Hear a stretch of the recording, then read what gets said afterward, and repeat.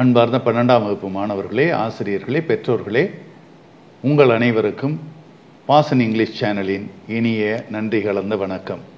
நீங்கள் இந்த சேனலுக்கு கொடுத்து வரக்கூடிய ஆதரவுக்கு மனமார்ந்த நன்றி. இந்த வீடியோ பதிவானது உங்கள் பாடப்பகுதியில் யூனிட் 1 இந்த காசில் என்ற போயத்திற்குரிய பேராகிராஃப் ஆனது பதிவேற்றம் செய்யப்படுகிறது. இந்த பேராகிராஃப் ஆனது ஓரளவு படிக்கக்கூடிய மாணவர்களுக்கும் நன்கு படிக்கக்கூடிய மாணவர்களுக்குமானது. இந்த பேராகிராஃபில் வரக்கூடிய வரிகளை நல்ல முறையில் வாசிக்க கற்றுக்கொண்டு, புதிய வார்த்தைகளை நன்கு வாசிக்க கற்றுக்கொண்டு, பிழையின்றி எழுதி பழகி, தேர்வில் ஒரு வேளை கேட்கப்பட்டால் பிழையின்றி எழுதி நல்ல மதிப்பெண்களை பெற உங்களை அன்போடு வாழ்த்துகிறேன். இந்த பேராகிராஃப் ஆனது தேர்வில் எவ்வாறு வினாவாக கேட்கப்படும்? உங்களது புத்தகத்தில் 3 வினாக்கள் கொடுத்துருக்குறாங்க. என்ன மாதிரியான வினாக்கள்? கொஸ்டின் நம்பர் ஏ பாருங்க. How safe was the castle? இந்த கோட்டையானது எப்படி பாதுகாப்பானது அப்படின்னு சொல்லி கேட்டிருக்காங்க. எவ்வளவு தூரம் பாதுகாப்பானதுன்னு கேட்டிருக்காங்க. How was it conquered? இது எவ்வாறு கைப்பற்றப்பட்டது அப்படின்னு சொல்லி கேட்டிருக்காங்க. இது question number A. Question number B பாருங்க. Bring out the contrasting picture of the castle as depicted in stanzas 3 and 5. 3வது ஸ்டான்ஸாவிலும் 5வது ஸ்டான்ஸாவிலும் கூறப்பட்டுள்ள கருத்துக்கள் எவ்வாறு மாறுபடுகின்றன அதை பற்றி எழுத சொல்லியிருக்கிறாங்க. கொஸ்டின் நம்பர் சி பாருங்க. Human greed led to the mighty fall of the citadel. சிட்டடல்னா என்ன அர்த்தம்? கோட்டை. மனிதனுடைய பேராசையானது அந்த கோட்டையினுடைய வீழ்ச்சிக்கு எவ்வாறு இட்டு சென்றது அதை பற்றி விவரிக்க சொல்லியிருக்கிறாங்க. அதான் எக்ஸ்பிளைன். எக்ஸ்பிளைன் என்ன அர்த்தம்? விவரிக்கணும். இந்த 3 வினாக்களில் ஏதேனும் ஒரு வினாவானது உங்களது தேர்வில் கேட்கப்பட்டால் எவ்வாறு பதில் எழுதுறது? உங்களது விடைத்தாளில் ஒரு பாக்ஸ் ஒன்று வரைந்து அந்த பாக்ஸினுள் போயம்னு எழுதி த காசல் அப்படின்னு எழுதுங்க. அதுக்கு அடுத்த லைனில் பொயட் அப்படின்னு எழுதி Edwin Muir, Edwin EDWIN, Edwin Muir, MUIR, Muir, Muir. இதை எழுதுனதுக்கு பிற்பாடு அடுத்த லைனில் தீம்னு எழுதுங்க. Fall of a mighty castle, fall of a mighty castle. இந்த போயத்தினுடைய மைய கருத்து என்ன?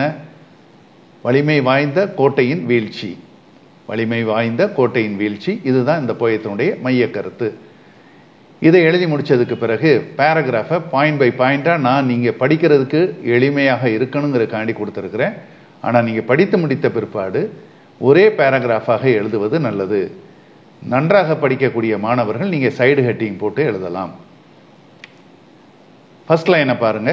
The poet tells us about the fall of a mighty castle. இந்த போயத்தை பொறுத்தவரையில் போயட் என்ன சொல்றாரு அப்படின்னாக்க, about the fall of a mighty castle, வலிமை வாய்ந்த கோட்டையானது எவ்வாறு விழுந்தது அப்படிங்கிறத பற்றி இந்த போயத்தில் சொல்லியிருக்கிறாரு. அதான் இந்த ஃபர்ஸ்ட் லைனுடைய அர்த்தம். The poet tells us about the fall of a mighty castle. Second லைனுக்கு வாங்க. The soldiers were stress free. The soldiers were stress free. அதாவது படை வீரர்கள் எல்லாருமே ஜாலியாக இருந்தாங்க, மனதளவில் எந்த இறுக்கமும் இல்லை. ஏன்? அவங்க என்ன நினைச்சாங்க? கோட்டை மிகவும் வலிமை வாய்ந்த கோட்டை, கதவுகள் எல்லாம் வலிமை வாய்ந்தது, அதனால எதிரிகள் யாரும் நம்மளை பிடிச்சிட மாட்டாங்கன்னு சொல்லிட்டு மனதளவில் நினைச்சிருந்ததுனால இந்த சோல்ஜர்ஸ் வேர் ஸ்ட்ரெஸ் ஃப்ரீ. ஸ்ட்ரெஸ் ஃப்ரீ அந்த கவனமாக எழுதணும். ஸ்ட்ரெஸ்ஸுக்கும் ஃப்ரீக்கும் இடையில ஒரு ஹைஃபன் போட்டு எழுதுங்க. அதுக்கு அடுத்த என்ன பாருங்க. They were confident of the castle's physical strength. எப்படி? இந்த காசல்ஸ் பிசிக்கல் ஸ்ட்ரென்த், இந்த கோட்டையானது மிகவும் வலிமை வாய்ந்த கோட்டை, உயரமான அகலமான சுவர்களை கொண்டது, எந்த ஒரு எதிரியும் எளிதாக தாக்க முடியாத கோட்டை அப்படின்னு சொல்லிட்டு இந்த கோட்டையினுடைய மதில் சுவர்களை பற்றி அவர்களிடம் ஒரு உயர்ந்த எண்ணம் இருந்தது. They were confident of the castle's physical strength. அதுக்கு அடுத்த லைன் பாருங்க. The castle had strong gates. இந்த கோட்டையினுடைய கதவுகள் எப்படி இருந்தது? மிகவும் வலிமை வாய்ந்ததாக இருந்தன. அதுக்கு அடுத்த லைனுக்கு வாங்க. Its walls were thick and high. இந்த கோட்டையினுடைய சுவர்கள் அகலமானதாகவும் உயரமானதாகவும் இருந்தன. திக்குன்னா இங்கே தடிமன் இல்லை, அகலமாக இருந்துச்சு. கோட்டையினுடைய மதில் சுவர் அகலமானதாக இருந்தது, உயரமானதாக இருந்தது. It had towers to watch the enemies. உயர்ந்த கோபுரங்கள் இருந்தது, அந்த கோபுரங்கள் மூலமாக எதிரிகளை கண்காணிக்க முடிந்தது. அதான் இந்த வரியினுடைய அர்த்தம். It had towers to watch the enemies. அதுக்கு அடுத்தல என்ன பாருங்க, its captain was brave. இந்த படை வீரர்களுடைய தலைவன், படை தலைவன் இருக்கானே, அவன் துணிச்சல் மிக்கவன். Its captain was brave. பிரேவ்னா என்ன அர்த்தம்? துணிச்சல் மிக்கவன். அதுக்கு அடுத்தல என்ன பாருங்க, இந்த சோல்ஜர்ஸ் வேர் லாயல். இந்த படை வீரர்கள் எல்லாம் உண்மையானவர்களாக இருந்தாங்க. லாயல்னா உண்மையானவர்கள், எதிரிகள்கிட்ட காட்டி கொடுக்க மாட்டாங்க, உண்மையானவர்கள், அதான் லாயல். சோல்ஜர்ஸ்னா படை வீரர்கள். மறுபடியும் இந்த லைனை வாசிக்கிறேன் பாருங்க. இந்த சோல்ஜர்ஸ் வேர் லாயல். அதுக்கு அடுத்த லைனை பாருங்க, they had plenty of arms and food in store. இருப்புல நிறைய ஆயுதங்கள் அவர்கள் பக்கத்தில் இருந்தது. அதாவது அவர்களிடம் ஆயுதங்களின் இருப்பும் உணவு பொருட்களின் இருப்பும் அதிக அளவில் இருந்தன. பிளண்டினா என்ன அர்த்தம்? அதிகம்னு அர்த்தம். மறுபடியும் இந்த லைனை வாசிக்கிறேன் பாருங்க. They had plenty of arms, நிறைய ஆயுதங்கள் இருந்தன. And food in store. ஃபுட்டுன்னா என்ன அர்த்தம்? உணவு. இன் ஸ்டோர்னா என்ன அர்த்தம்? இருப்பில் இருந்தன. ஆக அவர்களுடைய இருப்பில் நிறைய ஆயுதங்களும் உணவுப் பொருட்களும் இருந்தன. So they felt very safe. இதெல்லாம் இருந்ததுனால அவங்க என்ன நினைச்சாங்கனாக்க, பாதுகாப்பாக நினைத்தார்கள். நாம் எல்லாம் பாதுகாப்பாக இருக்கிறோம் அப்படின்னு நினைச்சாங்க.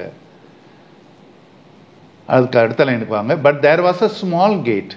ஆனால் அந்த கோட்டையினுடைய மதில் சுவரில் ஒரு சின்ன கேட் இருந்தது. ஒரு சின்ன கேட் இருந்தது. And old greedy guard was at it. ஒரு வயதான பேராசை மிக்க ஒரு காவலர் அந்த கேட்டை காவல் காத்து கொண்டிருந்தார். மறுபடியும் அந்த லைனை வாசிக்கிறேன் பாருங்க. And old greedy guard was at it. அதுக்கு அடுத்த என்ன பாருங்க. He let the enemies in for gold. அவர் பேராசை மிக்கவருங்கிறதுனால தங்கத்தை கையூட்டாக பெற்றுக்கொண்டு எதிரிகளை உள்ளே அனுமதிச்சிட்டார். அதாவது தங்கத்தை லஞ்சமாக வாங்கிக்கிட்டு, ஏன்னா அவர் பேராசை மிக்கவர் இல்லையா, அதனால தங்கத்தை லஞ்சமாக வாங்கிக்கிட்டு எதிரிகளை கோட்டைக்குள்ள விட்டுட்டார். என்ன நடந்தது? அதுக்கு அடுத்த என்ன பாருங்க. He was disloyal. அவன் உண்மையான படை வீரன் அல்ல, உண்மையான காவலன் அல்ல. He was disloyal. டிஸ்லாயல்னா என்ன அர்த்தம்? உண்மையானவன் அல்லன்னு அர்த்தம். அதுக்கு அடுத்த என்ன பாருங்க. The enemies captured it not by war but by betrayal. எதிரிகள் ரொம்ப எளிதா இந்த கோட்டையை கைப்பற்றினாங்க. சண்டை போட்டு கைப்பற்றல, ஆனா காட்டி கொடுத்ததன் விளைவாக. யார் காட்டி கொடுத்தா? அந்த பேராசை மிக்க அந்த காவலர் காட்டி கொடுத்ததுனால. பெட்ரேயல்னா என்ன அர்த்தம்? காட்டி கொடுத்தல். காட்டி கொடுத்ததுனால கோட்டையானது எதிரிகளின் கையில் வீழ்ந்தது. மறுபடியும் அந்த லைனை வாசிக்கிறேன் பாருங்க. The enemies captured it not by war but by betrayal. The enemies captured it not by war but by betrayal. அதுக்கு அடுத்த என்ன பாருங்க. the poet felt ashamed. இந்த போயட்டுக்கு ரொம்ப வெக்கமா இருந்தது. ashamedனா என்ன அர்த்தம்? வெக்கப்படுறது. the poet felt ashamed. ஏன் ashamedா ஃபீல் பண்ணாரு? ஏன் வெக்கப்பட்டாரு? ஏன்னா இந்த ஒரு பேராசை மிக்க காவலனால ஒரு கோட்டையே வீழ்ந்தது அப்படிங்கிறத நினைச்சு அவர் வெக்கப்பட்டாரு. இந்த நிகழ்வை யார்கிட்டையும் சொல்ல மாட்டேன் அப்படின்னு அவரே மனசுக்குள்ள ஒரு உறுதி எடுத்துக்கிறார். he did not disclose the truth to anyone. இந்த உண்மையை நான் யாரிடமும் வெளியிட மாட்டேன் அப்படின்னு சொல்லிட்டு அவருக்குள்ளாகவே ஒரு உறுதியை எடுத்துக்கிறார். இப்ப இந்த பாயிண்ட்ஸ் எல்லாத்தையும் உங்களது விடைத்தாளில் ஒரு பேராகிராஃபாக எழுதலாம். நன்கு படிக்கக்கூடிய மாணவர்களாக இருந்தால் நீங்கள் சைடு ஹெட்டிங் போட்டு எழுதலாம். எழுதிட்டு இறுதியாக ஒரு பாக்ஸ் ஒன்று வரைந்து அந்த பாக்ஸினுள் மாரல் அப்படின்னு எழுதி கிரீட் பிரிங்ஸ் ஃபால், பேராசை வீழ்ச்சியை கொண்டு வந்தது அப்படின்னு சொல்லி எழுதி முடிக்கலாம். எனவே அன்பார்ந்த மாணவர்களே, இந்த பேராகிராஃப் ஆனது உங்களது தேர்வில் ஒரு வேளை கேட்கப்பட்டால் பிழையின்றி எழுதி நல்ல முறையில் தெளிவாக எழுதி நல்ல மதிப்பெண்களை பெற உங்களை அன்போடு வாழ்த்துகிறேன். சரி, இந்த பேராகிராஃபை நீங்கள் மட்டும் படித்து பயன்பெற்றால் போதுமா? மதிப்பெண்கள் வாங்கினா போதுமா? ஏன் உங்களது நண்பர்களுக்கு உதவி செய்யக்கூடாது? உதவினுங்கள் மாணவர்களே, உங்களது நண்பர்களுக்கும் பகிருங்கள், ஷேர் செய்யுங்க. அவங்களும் அந்த பேராகிராஃபை படித்து நல்ல மதிப்பெண்களை பெறட்டும். நன்றி.